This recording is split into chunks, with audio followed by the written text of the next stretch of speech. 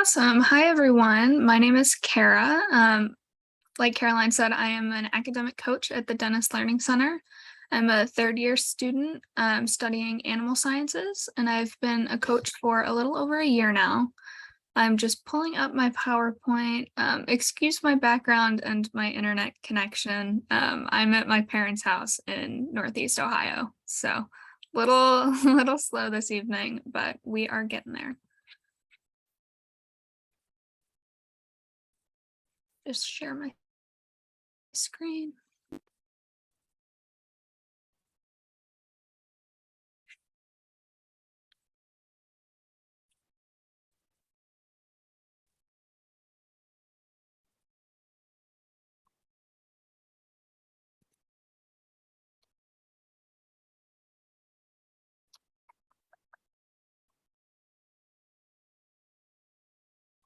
Okay. It says invalid. One more second. Okay, can everybody see that now? Yes, looks good. Awesome. Yes, Let me you can just see that. full screen it. Okay, so a little bit of background. As far as I'm aware, everybody is an incoming student this semester, right? Everybody's an international student starting this spring, or did you guys start earlier than this? No, new international student over here. Yeah, they should all be new international students. Awesome. Well, welcome. Welcome to OSU. I'm not sure if anybody has made it to campus yet. I know we still have a couple more days to relax before classes start. But welcome. I hope that you find campus to be as amazing as it is. And I'm just going to share a little bit about the Dennis Learning Center to start. So we are a resource on campus that is free for all students to use. Essentially, we provide academic learning and motivation strategies for undergraduate students, graduate and professional students, and anybody on campus from any major or background. We offer free one-on-one academic coaching. The appointments are typically about an hour long. You can schedule as many or as little as you'd like. And essentially, you just get to meet with another student like myself, either on campus in one of our many locations or on Zoom like this, where we basically just go over anything you have concerns about regarding learning and motivation. Now, we don't do tutoring on specific classes.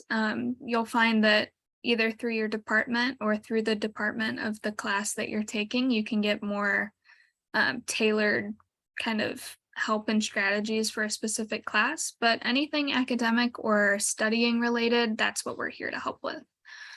We also offer several different workshops similar to this one. I also present on time management, and we have a ton of other coaches who present on things like making your first semester successful or dealing with procrastination. So if that's ever anything you're interested in, you can find open spots on the website, or I will give you my contact information at the end of the presentation, and you can just shoot me an email.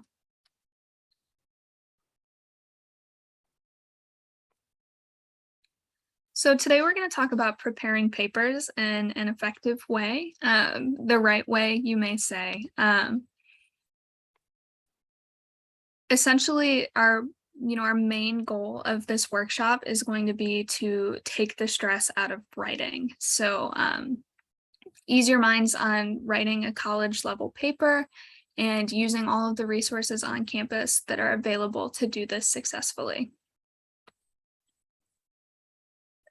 Now, a couple different things that we're going to talk about today include choosing a topic for your research or for a paper, whether it be research related or just an explanatory style paper. We're also going to discuss developing a thesis, creating an outline, so how we're going to go about writing this paper, conducting research, so using online sources or university libraries to kind of acquire all of the information that you're going to need to write a paper. Then we're going to talk a little bit about how we can write this. We're going to discuss revising and editing, and then overcoming some writing hurdles. In addition to this, I'd like to sprinkle in a little bit of information on academic misconduct and making sure that when we're writing papers, we're doing so in an appropriate way and in a way that doesn't get anybody in trouble for plagiarism or copying work that's not their own. So we're going to start with choosing a topic. So what are some of the criteria for a good topic? So we want something that is familiar.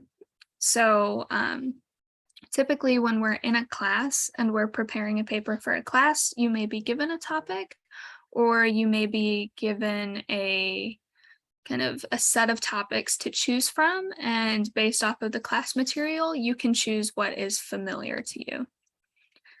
Additionally, because we have a little bit of free reign over what we get to choose sometimes, we can also choose something that's interesting, which can make writing a paper that much easier.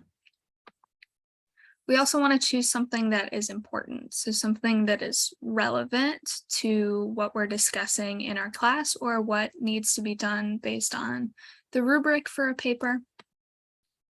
And we want to make sure that whatever topic we choose is going to have enough sufficient detail to kind of create the all-encompassing scope of what the paper is going to be about.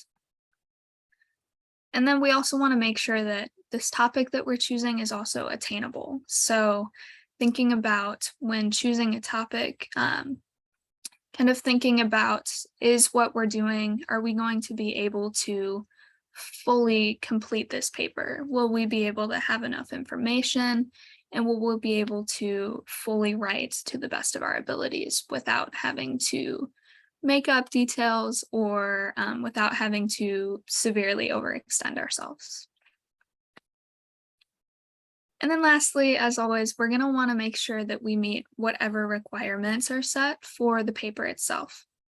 So typically for any class that you're given a paper in, there shouldn't really be too much confusing detail that leaves out requirements for the paper that you need to write.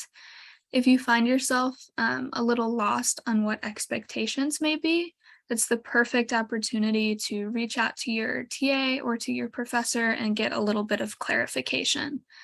Additionally, I'm not sure if anybody has checked Canvas yet, but the online site that we use for managing our coursework and for submitting assignments will likely have a rubric on there that you can look through as you go throughout your paper.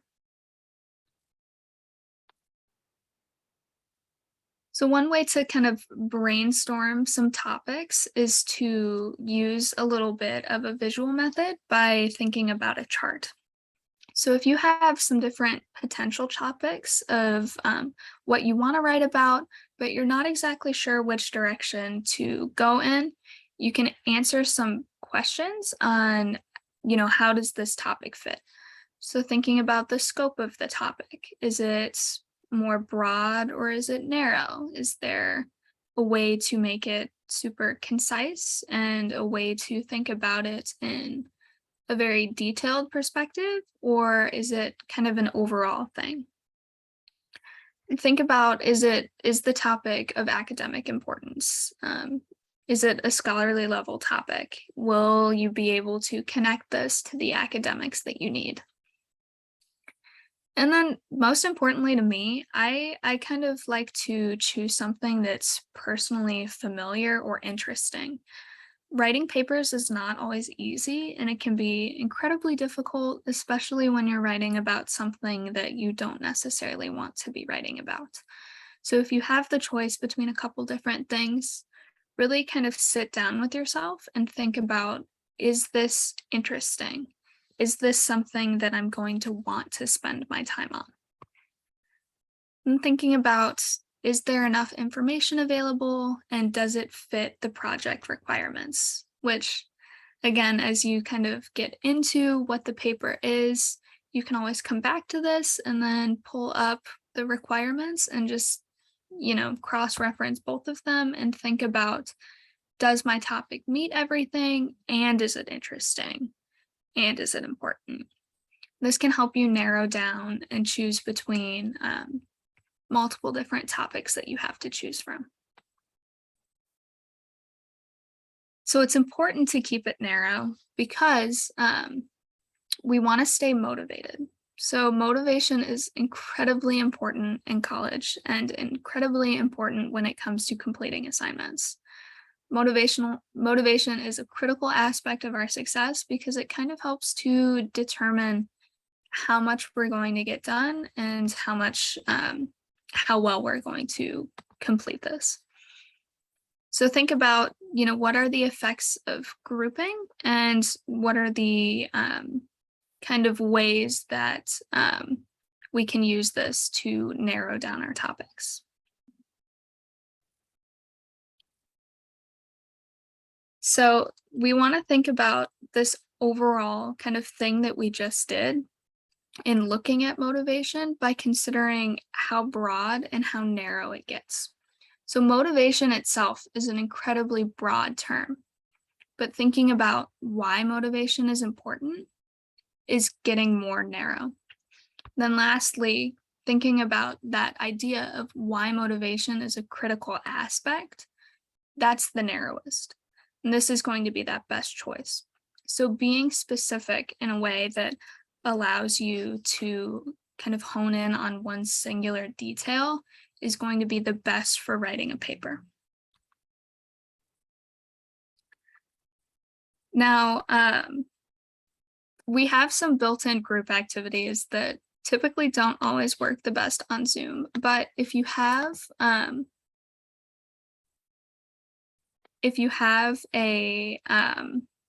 piece of paper with you or with a notepad or something to write on, we can kind of create one of these ourselves. So think about the topic cats versus dogs. How can we kind of make this a little bit more narrow? Sorry.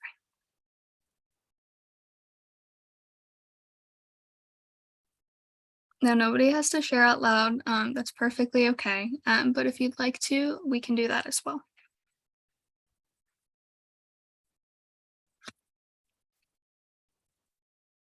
So we can kind of take it in a similar direction that we did with motivation. So cats, we start with that super broad term of cats, and then we move into something like why cats are important.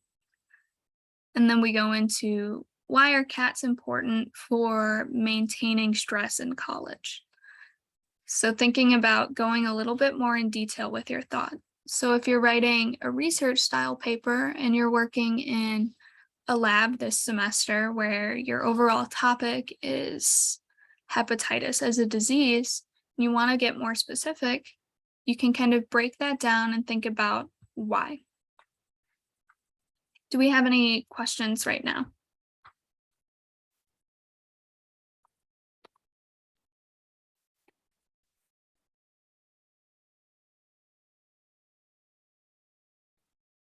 Awesome. So moving forward, thinking about developing a thesis. So a thesis is going to be incredibly important, not only for academic style papers, but in graduate school when you're writing bigger research or master style papers. Everybody initially starts with a thesis, and it's one of the most important parts of a paper. So a thesis is going to be a statement or theory that is put forward as a premise to be maintained or proved. So one of the important parts here is that idea that it puts forward the premise to be maintained. So oftentimes this can lead to papers being initially a little bit biased in a way that it's kind of leading you to form an opinion, But rather than thinking of it as an opinion, think about it as a point of view or an argument. A thesis also allows you to outline the points that you'll make throughout your paper. So thinking about the key ideas or the key themes of what you're going to talk about are going to be incredibly important to put in this kind of 1 to 2 sentence statement. This is also going to help you to stay organized when you're writing by giving you a point to check in with. When you're writing each section of your paper, you want to think back to, is this important to my thesis? Does this make sense with my thesis? So after we kind of have our thesis, or kind of before and as we're crafting our thesis, we want to think about the type of paper that we're writing, because this does affect that statement that we're talking about. So there are 3 main types of papers that we're going to take a look at. These are analytical, expository, and argumentative. Analytical papers break down components and evaluate them. So essentially here you are analyzing your topic. Whereas with expository statements or expository papers, you are explaining your topic. This explains the process or the phenomenon or the idea of what you're discussing. And argumentative papers are a little bit different because they argue for a specific point. So this is going to kind of make a claim about a topic, and then you're going to use evidence to either support or deny what that claim is. So an analytical essay, one of the most common ways to kind of think of this, and one of the most common forms in the college setting, is a lab report. So with lab reports and analytical essays, we break down components of what we've done. So the experiment in the lab is going to be broken down into sections or pieces, and then the data and all of the components that we did throughout the lab is going to be analyzed. This essentially evaluates the experiment in the discussion style section, where you really talk about and discuss what you did as well. So this analyzes. Now, expository essays are common in exams and common in typical single assignment essays. Essentially, what we are doing here is we are explaining an idea from the class. So you may be asked to write a short essay or a short response on an idea. So maybe if this is a history class, you could be asked to write an essay on the history of Ohio or a world history topic. In literature, this could be based on a book that's been read in class, or the language or themes. Now, an important part of an expository essay is that these are factual, and they basically are just explaining something that has already been discussed. Here we're explaining. And then lastly, that argumentative essay piece. These are typically common in an English or a writing class, and we're using the paper to make a claim about something. So we're claiming our initial stance or an overall argument, and then we're going into reasoning that brings together our logic and justifies our claim. So here, this is important to remember that it does involve research and it does involve data. We need evidence or facts that support our reasons. We also want to remember to bridge together the data that we've collected with the claim that we're making. Another really important part of an argumentative piece is to remember that we need to address counterclaims that people may be making as well. So if we are on a stance that pickles are good and that's what we're writing about, we need to remember to address the claim that pickles are bad. We want to include a little bit of detail and a little bit of evidence as to, the opposing side stance. But then we also want to go through and dispute or disagree with what they're saying. The goal here is to just, argue for our point of view and convince our audience that our claim is true based on the evidence provided. These papers can be incredibly difficult sometimes, and they do require a lot of different research and thinking, and a lot of the topics can be difficult, but there is plenty of resources on campus if you find yourself struggling with an argumentative essay. Now, do we have any questions up until now on any of these types of essays, or maybe where you'll see them, or anything related to that?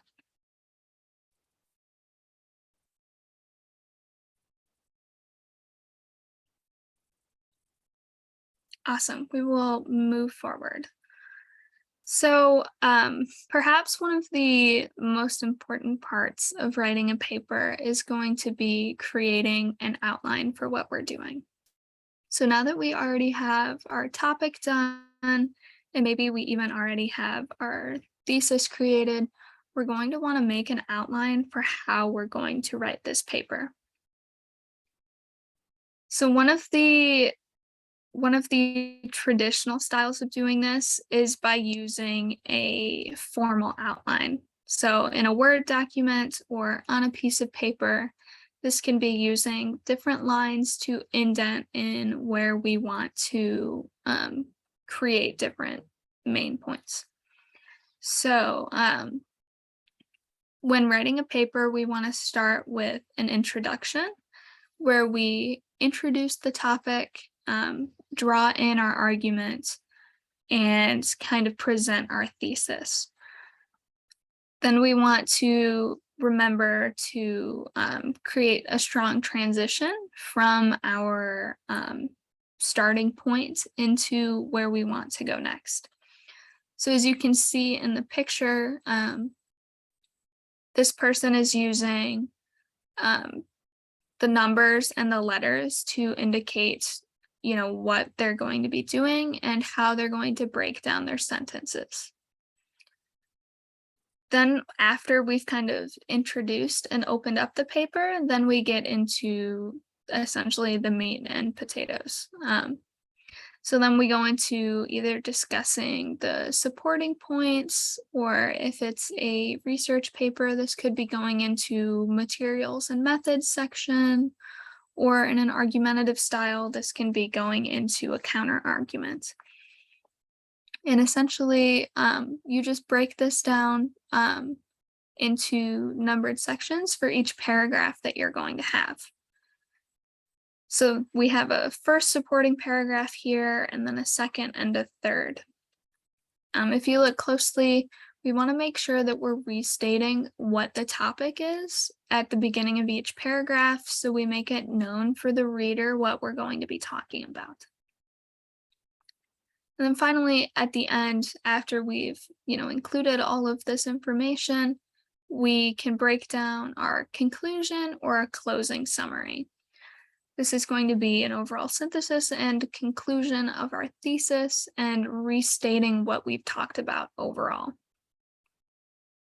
Now, this is just kind of an example without any main topic in mind. But what I like to do is I like to go through and fill in what each point is.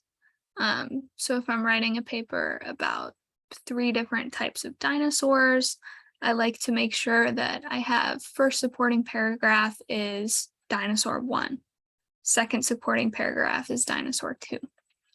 And then even further than that, if I already know what my details that I'm going to be talking about are, I can fill those in as well. So it really breaks it down into a bunch of thoughts that you have that essentially later on you can use to form sentences and put the whole thing together. Now, if you're more of a visual person and you're not entirely convinced on a formal style outline, I would consider trying out a mind map. So essentially, this is just a visual representation of what we've talked about by using connecting points to think about what we're doing.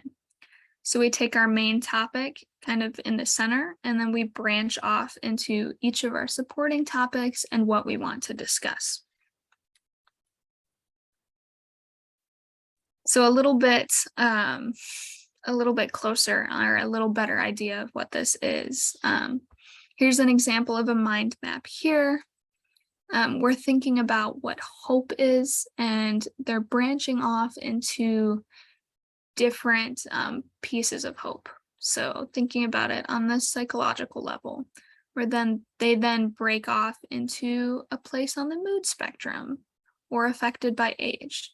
We're going up to a genetic attribute where we think about a function of the parts of the brain.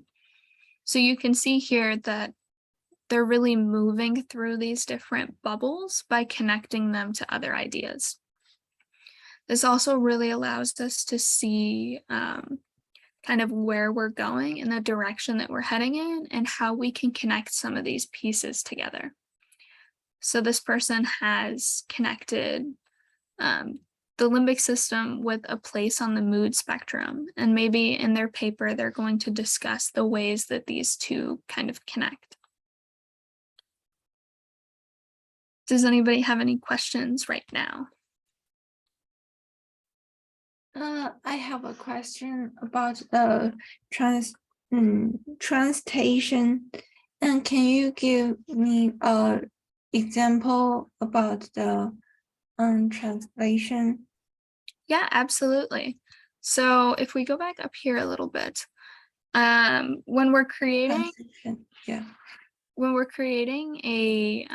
a transitioning statement, we want to connect one idea that we're talking about above to something that we're talking about below. So thinking about if our first supporting point is on one food topic, we want to connect it with our second one. So we can use phrases such as similarly or like we stated above, or this leads us to. And it essentially bridges together 2 points so that there's clear reasoning for why we're jumping from one point to another. Does that answer your question? Yes, thank you so much. Awesome. And if anybody has any questions along the way while I'm talking, feel free to send them in the chat or raise a hand or just call out and I should be able to answer anything. So moving a little bit forward, now that we kind of know what our topic is, how we're going to set up, how we're going to write our paper, we need to discuss a little bit on where we're going to find the information. So conducting research is an incredibly important process in writing a paper. This picture is of the library on campus that I highly recommend checking out when you have the chance. So I want everybody to kind of think about a little bit what they consider to be a credible source. So in real life, maybe this is for you a news station or the New York Times or a popular news media platform in your home. Think about, is this credible? And then think about, is this credible in an academic setting? So, for example, I wouldn't really consider to use a Instagram post as a credible source for my research paper. You know, unless my paper was on the effects of social media or if it really tied into what I was talking about, most of the time this wouldn't be considered a credible source. your professor or your lab or whoever you're working with on on the paper that you're going to be writing should also be able to give you some guidance on where to find these credible sources and which sources people have used in the past. So always consider where you're getting your information from. So one of probably the most important place that you're going to want to look first is on a place that allows you to see scholarly or peer-reviewed articles. So these are going to be articles that have been published in a journal or that have otherwise been reviews that have been published in a journal or have otherwise been reviewed by scholars in the field. So thinking about if it was published in the Journal of Medicine or the Journal of Animal Sciences or whichever field most relates to you. And then you want to think about, once you've kind of found this, is it recent? Now, there are times where the information that you need may not be relatively recent.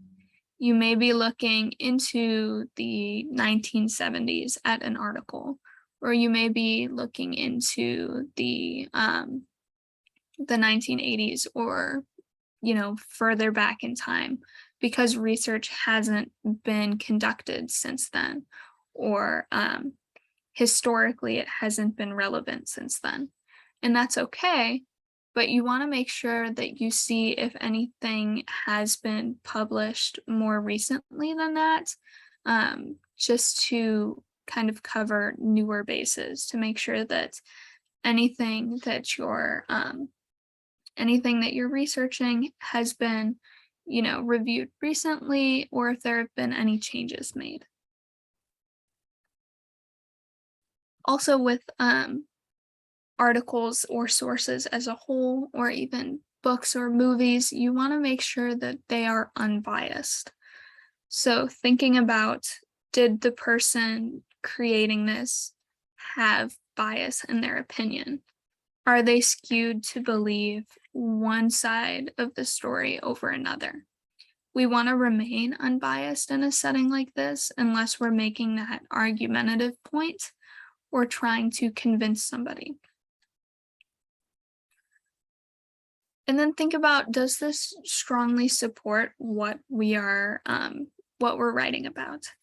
If it's only loosely related and you can find something that is a little bit better for what you're writing, consider that over the other one. We want to include as much detail as possible, but we also want to make sure that our detail is strong and supporting of what we're writing about.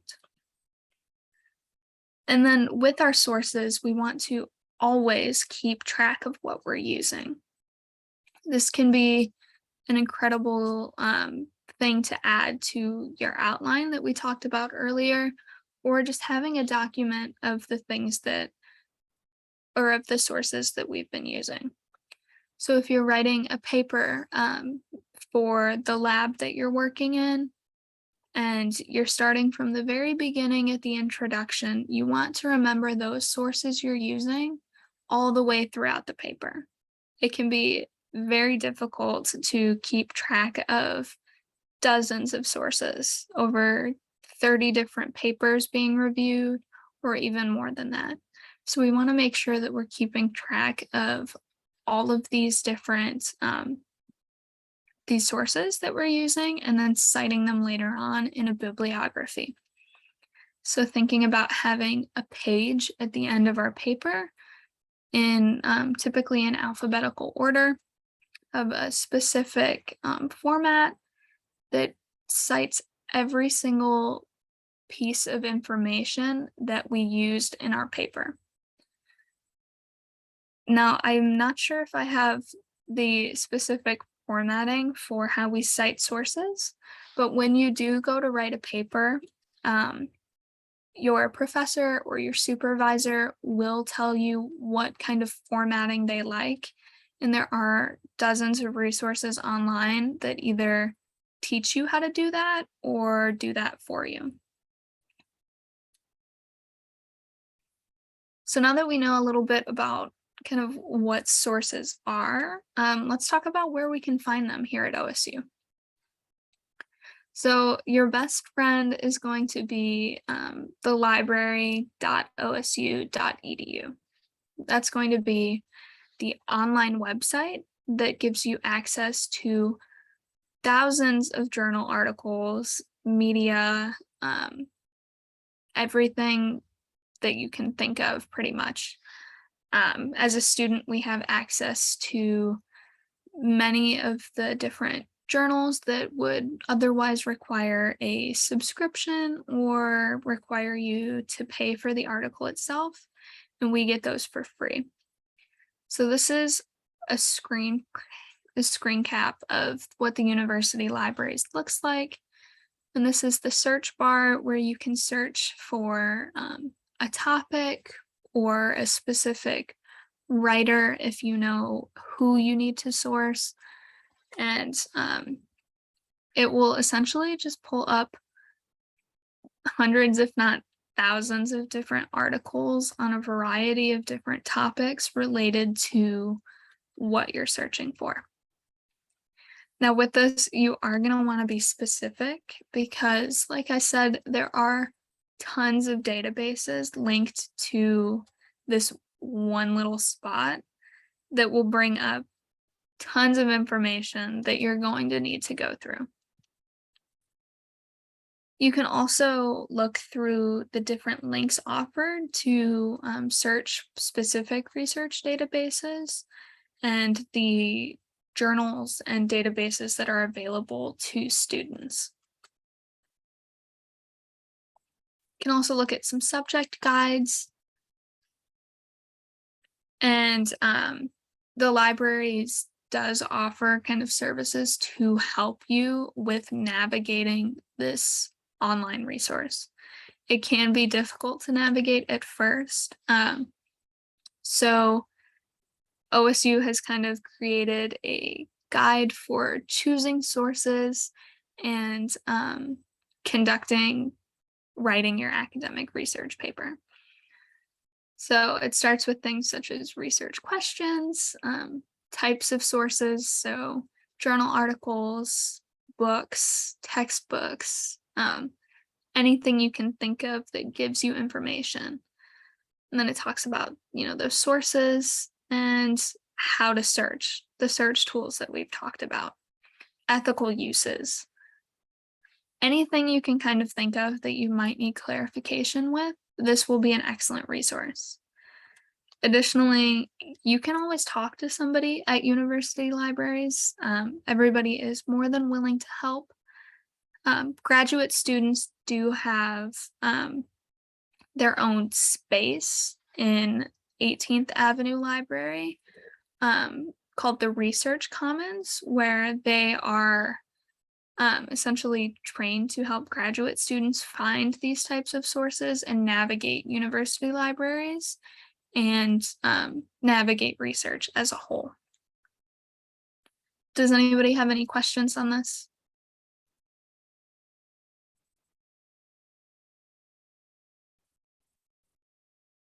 Awesome. So now that we have talked about where to find our research, we're just going to talk a little bit about organizing it. So like I kind of stated earlier, make sure you know which info goes with which source. So be very diligent and take good notes as you go. Note which page number you found this on. Note the author. Keep the website because you will need all of this information later on. It can be very easy to fall in a trap where you have to go back and try to find where you've gotten the information. So include all of this stuff at the very beginning. You can also bookmark this on your laptop so you have it right there on your computer to pull up easy. These are just some different guides or different apps for organizing your research.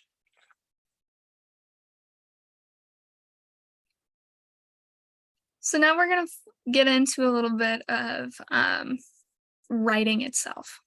So we've talked about the different sources that we're going to use. We've talked about the outline that we've started to create. Now we're going to talk a little bit about writing itself. So we want to go in that order where we go from wide to general and narrow to specific. So we want to start with, a background of information that is very wide, and then dive deeper into what we're discussing. We want to make sure we're always including support and then summarizing why we've chosen to write about what we're writing about. Now, grammatically, I don't want to share too much about grammar-wise, but I do want to share some research or some resources for if you're struggling with writing in English or writing using proper grammar or style. The Writing Center is an excellent resource for having your work reviewed and given support in the grammar side of things. So I talked a little bit earlier about introduction, and this is where we introduce that topic. This provides context for what we're going to talk about by thinking about what has already been said. So maybe what scholars or scientists have already discussed on the topic, and then using the thesis to allow us to enter the conversation. So that's where we bring in our point of view and what we are proposing. And just remember, this is the first impression that the reader is going to get of your paper. This is typically, aside from an abstract, if it's a research paper, this is going to be the first thing that your readers are going to read and what sets up the conversation of you discussing. And then we move into our body. So with our body, we're going to employ those transition sentences that I talked about and the topics as a whole. So thinking about a body paragraph, every paragraph should have a clear topic sentence. So again, with the paper on the dinosaurs, we want to think about each topic sentence as, what is this next topic on this dinosaur? So dinosaur 1 or 2. And then, as I kind of clarified earlier, when we're linking paragraphs together, we want to use transition devices. So things like to add or to repeat. These are just a couple phrases on what you can use. So if we want to give an example for our transition, we can use something as to demonstrate this phenomenon with dinosaurs, so-and-so.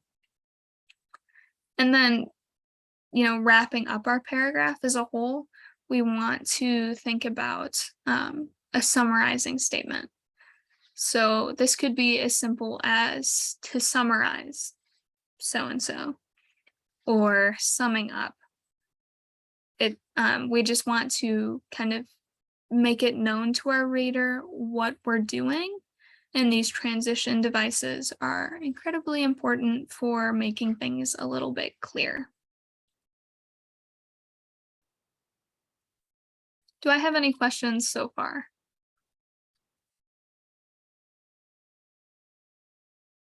Awesome. Actually, I have one question. Okay. I have one question about that.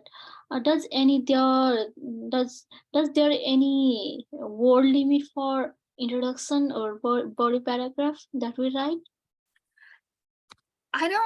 I wouldn't say there is necessarily a limit, but when we're writing, we do want to keep our introduction to be on the shorter end, and then our body paragraphs to be a little bit longer.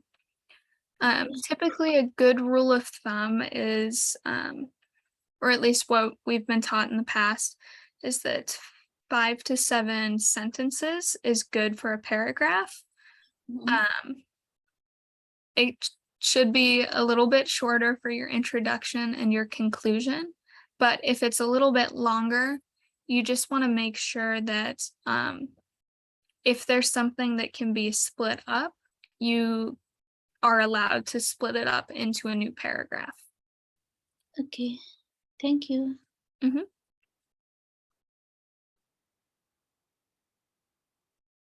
So when we're writing, we want to make sure that we're essentially fleshing out everything that we've been talking about. So this means that we want to provide evidence for every claim and state even what may be obvious to us. So this can be incredibly important in research papers, especially if you're working in a more scientific lab setting. You want to treat it as though your reader does not already know what you're talking about. You are teaching your reader what you are writing about. So provide evidence for everything you're saying and state even what may be obvious to you. Essentially, write like a lawyer in a way.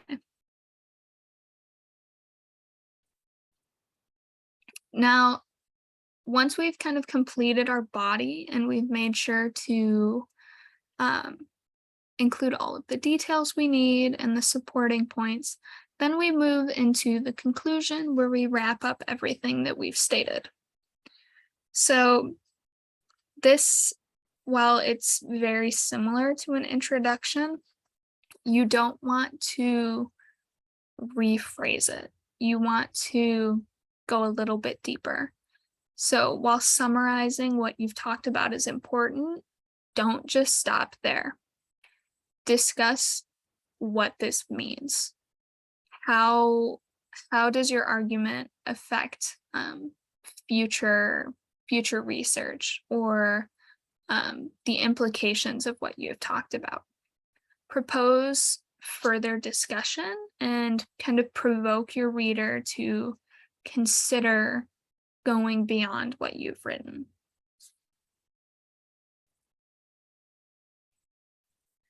With this, we're going to want to use strong and simple words. We don't want to be too heavy with what we're saying as we wrap up our paper. We want to kind of have a summary style paragraph that allows our readers a little bit more clarification on what we discussed, in addition to what we propose for the future. Do I have any questions before we get into revising and editing?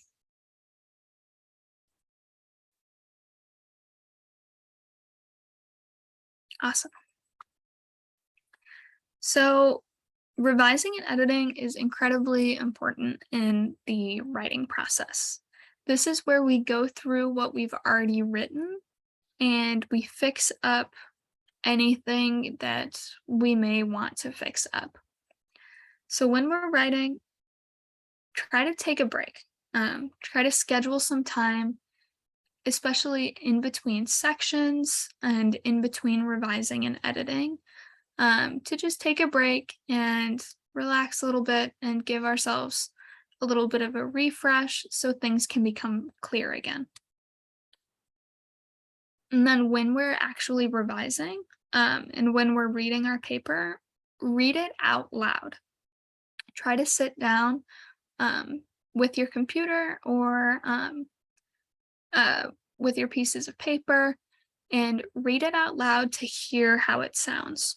Sometimes hearing what it sounds like out loud can be a very important piece for thinking about the changes we need to make or things we may need to add. And then get somebody else to read it.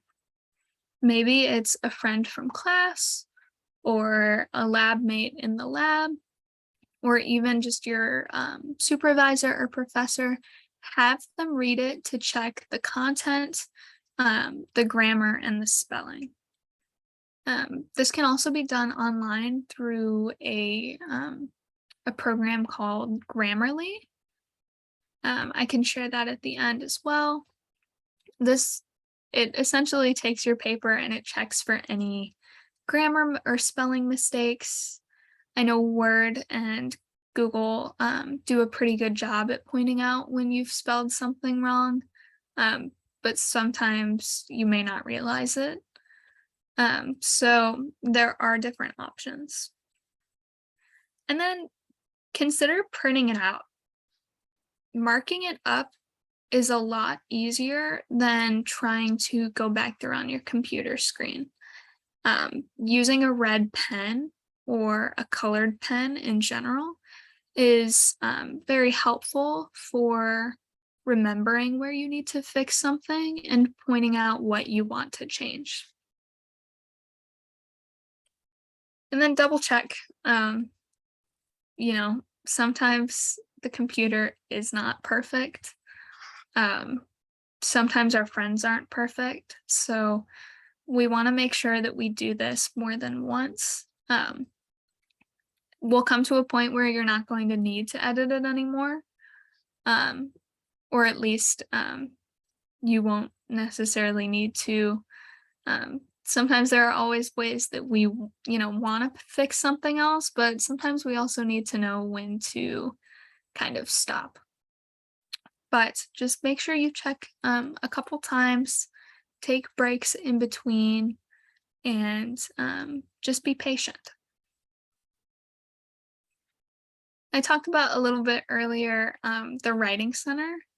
I highly recommend. So, like I said, I am a student myself, and I have written many papers, and the Writing Center has been incredibly helpful to me. So they offer free help all throughout the writing process for any member of the university. They're offered in-person and online sessions. They're similar to us in that they're about an hour long. And then during your session, you get to work with somebody who's, trained in writing to start wherever you need help. So if it's at the very beginning, they can start there. If it's just with grammar or spelling, they can do that as well. They also offer team sessions, I believe, or they have in the past, where you can kind of write in a group, kind of like an accountability style thing. I will have to check and see if they're still offering that. But the Writing Center is incredibly important, and they also offer other resource guides with handouts and online resources if you don't want to schedule an appointment. Any questions so far? I'm just wrapping up here. I know we have a couple more minutes. Awesome. So we're just going to talk about overcoming some writing hurdles.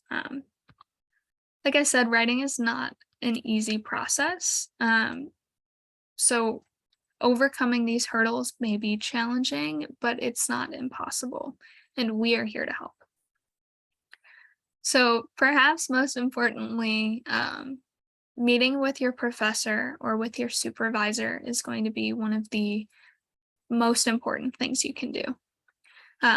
They'll be able to help you with expectations, with choosing a topic, or with the requirements for the paper itself. And then break it up over time. Trying to write a paper in a day rarely works well. It's very difficult and it gets very tiring, and you need to give your brain some time to recover and to think through what you want to do. So break up the paper into segments. Using that outline we created before, we can schedule in time to work on specific parts of our paper, and then reward yourself when you've completed this. So once you've completed, that first section of your paper, take yourself out for lunch, grab yourself a coffee, watch a movie, hang out with friends. Do anything that you can to reward yourself, to kind of create that positive feeling that we get when we complete a task. And then do not edit as you're writing. So unless, you've misspelled something or you don't like the thought of what you're doing, try not to go back and change something while you're writing. This interrupts what you were thinking about and can waste some time. So stick it out, write through the thoughts that you have, and then come back and edit at the end. And then lastly, don't change your thesis as you're writing. It may be tempting, especially in a research setting where, our thesis is predicting our results, and we don't always get the results we want. So don't change it as you write. Wait until the revision stage where you go through and edit it. And if you need to make changes, then consider that. But as you're going, try to stick to what you've already discussed and considered. So we've talked about a lot today. We talked about choosing a topic, the different types of papers, the outlining stage, how we write, how we revise, some different resources. So I just want to open up for any questions or comments. If anybody has any thoughts that they want to share or clarification, please let me know. Otherwise, thank you so much for listening to me for an hour. I hope you found something helpful. I will drop my email in the chat. So if you have any questions on this workshop or the Dentist Learning Center, feel free to reach out and contact me, and I can either help you with anything you need or direct you to somebody who can. Great. Thank you so much, Kara. That was great. Thanks for sharing your email address as well. So if there aren't any other questions, I think we'll wrap it up there. I will put my email address in the chat just in case too, if you need to follow up with me about anything or want a copy of the presentation. So I hope that our attendees, you're able to join us tomorrow for the 2 workshops that we have on Zoom. One is at 9 and one is at 4 on developing effective study skills and keys to strategic confident test taking. So there will be 2 great topics coming up tomorrow as well. So yeah, thanks for your attention, and I hope you all have a great evening. Thank you all. Thank you. Thank you so much.